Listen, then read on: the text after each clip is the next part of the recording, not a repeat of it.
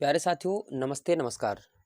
आज देख रहे हैं यूपी टेट भाषा 1 हिंदी 30 प्रश्न हम लोग देख रहे हैं। महत्वपूर्ण क्लास है। पहला क्वेश्चन चलते हैं। स्क्रीन पे आ चुका है पहला क्वेश्चन। लिखा है कि निम्नलिखित में से कौन सा वाचन पाठन कौशल का उद्देश्य नहीं है। बालकों के स्वर समूह में आरोह अवरोह का ऐसा अभ्यास किया जाए कि ये यथावसर भावों के अनुकूल स्वर में लोच देकर पढ़ें। बालकों को वाचन के माध्यम से शब्द ध्वनियों का पूर्ण ज्ञान कराया जाता है। वाचन की इस कला में छात्र मुंह व जिह्वा के उचित स्थान से ध्वनि उच्चारित करते रहेंगे। वाचन के अक्षर उच्चारण ध्वनि बल निर्गम सरस्वता आदि को सम्यक संस्कार प्राप्त होता है। यानी ये सभी चौथा ऑप्शन आपका सही हो जाएगा। चौथा ऑप्शन ये आपका सही हो जाएगा। अगला प्रश्न आपका क्या कहते हैं, छात्रों में आलोचनात्मक चिंतन के विकास हेतु निम्न में से क्या आवश्यक नहीं है। क्या आवश्यक नहीं है, तो पाठों को रटना। ऑप्शन आपका चौथा सही है। अगला प्रश्न आपका क्या कहते हैं, निम्नलिखित में से किस कौशल में निपुण होने के बाद स्वराघात बलाघात व स्वर के उतार चढ़ाव के अनुसार छात्र किस कथन को समझ सकता है। किस कथन को समझ सकता है, तो यह है श्रवण कौशल। पहला ऑप्शन पहला। अगला प्रश्न है, निम्नलिखित में से कौन सी शिक्षण विधि श्रवण कौशल के शिक्षण में सर्वाधिक उपयोगी है। प्रश्नोत्तर भाषण सस्वर वाचन यानी ये सभी। चौथा ऑप्शन आपका सही है। अगला प्रश्न आपका लिखा है, भाषा की पाठ्य पुस्तक में लोकगीतों का स्थान कौन सा है। भारत की सांस्कृतिक विशेषताओं से परिचित होने में मदद करता है। ऑप्शन आपका तीसरा सही है। ऑप्शन आपका तीसरा सही है। पढ़ने की कुशलता का विकास करने के लिए जरूरी है कि क्या जरूरी होता है, बच्चों को विविध प्रकार की विषम सामग्री उपलब्ध कराई जाए। ऑप्शन आपका दूसरा सही है।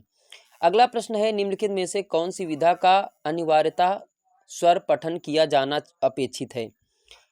एकांकी। ऑप्शन आपका चौथा सही हो जाएगा साथियों। अगला प्रश्न आपका क्या कहते हैं कि पाठ्य वस्तु का भावपूर्ण पठन क्या होता है, अर्थ को समझने में मदद मिलता है। ऑप्शन आपका दूसरा सही है। अगला प्रश्न, मुहावरे और लोकोक्तियों का प्रयोग करना चाहिए, भाषिक अभिव्यक्ति को प्रभावी बनाता है। ऑप्शन आपका तीसरा सही है। अगला प्रश्न आपका क्या कहता है कि भाषा शिक्षण के संदर्भ में कौन सा कथन सही नहीं है। कौन सा कथन सही नहीं है, तो भाषागत शुद्धता के प्रति अत्यधिक कठोर रवैया नहीं अपनाना चाहिए। तीसरा ऑप्शन आपका सही है।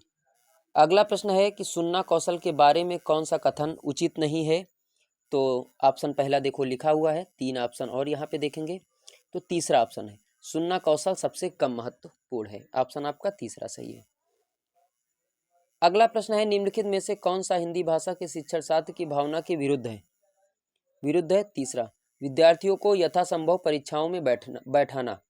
ऑप्शन आपका तीसरा सही है। अगला प्रश्न है, सतत और व्यापक मूल्यांकन की शुरुआत में मूल्यांकन व्यवस्था को क्या कहते हैं। पहला, बच्चे के संपूर्ण व्यक्तित्व को ज़्यादा प्रदर्शित करने वाला बनाया है। ऑप्शन आपका पहला सही है। अगला प्रश्न आपका है कि निबंध रचना में इसके 2 गुणों कला पक्ष एवं भाव पक्ष का ध्यान रखा जाता है। निम्नलिखित में से किस गुण का संबंध भाव पक्ष से नहीं है। तीसरा, पुनरावृत्ति का बहिष्कार। ऑप्शन आपका तीसरा सही है। अगला प्रश्न देखेंगे कि निम्नलिखित में से कौन सा मौन पठन का महत्व तो नहीं है। पहला, मौन वाचन में नेत्र तथा मस्तिष्क सक्रिय रहते हैं। अगला प्रश्न, पहला ऑप्शन सही है। प्यारे साथियों, अगला प्रश्न क्या कहता है कि एक प्रभावी आपदा प्रबंधन नीति के लिए क्या जरूरी होता है, तो आपदा संबंधी स्थिति की समीक्षा। ऑप्शन आपका दूसरा सही। ऑप्शन आपका दूसरा सही है। अगला प्रश्न है, आपदा संबंधी भविष्यवाणियों की समीक्षा के लिए सर्वाधिक आवश्यक होता है। क्या होता है, यूएनडीपी की वार्षिक रिपोर्ट पर गौर करना। पहला ऑप्शन आपका सही है। अगला प्रश्न आपका क्या कहता है कि आपदा प्रबंधन नीति की मांग कब से हो रही है। आपदा प्रबंधन नीति की मांग कब से हो रही है, तो कब से हो रही है, ये हो रही है उत्तरकाशी में आए भूकंप के बाद। चौथा ऑप्शन आपका सही है। अगला प्रश्न, स्थिति कब भयावह हो सकती है। आपदाओं के समुचित प्रबंधन के अभाव की स्थिति में। पहला ऑप्शन आपका सही हो जाएगा। अगला प्रश्न कहते हैं कि भौतिक नुकसान नहीं है, भौतिक नुकसान नहीं है लोगों की मौत। ऑप्शन आपका पहला सही है। अगला प्रश्न है कि आपदा प्रबंधन सहज कैसे हो सकता है? कैसे हो सकता है? यदि हम इससे बचाव के बारे में जानकारी प्राप्त कर लें। ऑप्शन आपका चौथा सही है। अगला प्रश्न है पर्यावरणीय की तरह कौन सा विशेषण शब्द दर्शन के लिए सही है? कौन सा सही है? दर्शनीय। ऑप्शन आपका तीसरा सही है। अगला प्रश्न है भूकंप में कौन सा समास होता है? ये होता है तत्पुरुष। कौन सा होता है? तत्पुरुष। ऑप्शन आपका दूसरा सही। अगला प्रश्न है जिसका पहले से घटित होना निर्धारित नहीं है उसे कहते हैं, क्या कहते हैं उसे? आकस्मिकता। ऑप्शन आपका तीसरा सही है। आकस्मिकता। ये आपका पैराग्राफ दी हुई है। अब आगे चलते प्रश्न की ओर।